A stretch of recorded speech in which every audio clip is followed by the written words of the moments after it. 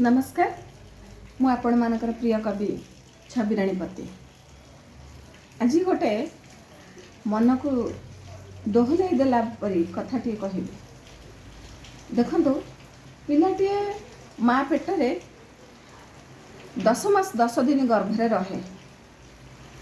बहुत नात मारे। जो माने माँ होइछंती से माने जानिथिबे। बहुत नात मारे पिला ताकू माँ हसी हसी सही जाए कहीं ना सी गोटे सांत्वना पाए मो पिला मो गर्भरे भलरे अच्छे खुशी अच्छे। हेले से पिला जितेबले बयस हो जाए बापा माँ वृद्धावस्था पहुँची जाती से पिला ता संसार रे से माति जाए तार सुख सौभाग्य को साउंटिबा को जाई बापा माँ को हतादर करे। नात मारे खाली पेट को नुहे कलिजा को हृदय को सेतबले से बापा माँ को खुशी लगे तांका आखिर जो लुह बुहे से लुह लहू परी उष्म लगे। कौन सी बापा माँ तांको पिलार से अवस्था रे भी अमंगल चिंता करती नहीं करि पारंती नहीं।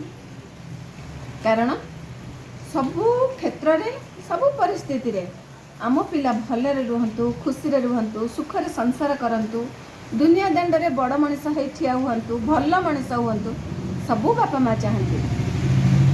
तांको सबुठु बेसी शरम कौन पाई लगे जानछन्ते पिला माने जेतेबेले एई अमानुषिक कार्य करी समाज रे अमनीषर परिचय नियंती सेतेबेले पेटर भोकटू गोटे बापा माँ पई तांको गर्भ कष्ट बेसी बढ़ी जाए।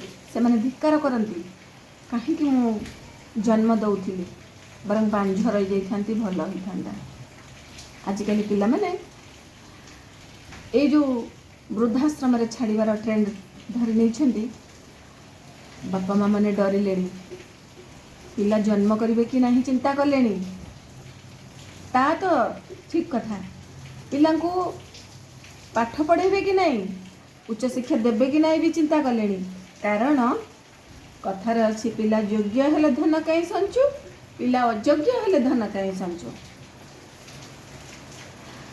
आपण माने चिंता करेंगे निश्चित।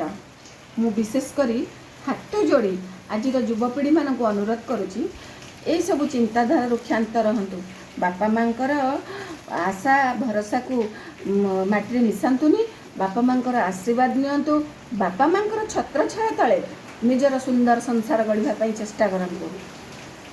रहुची।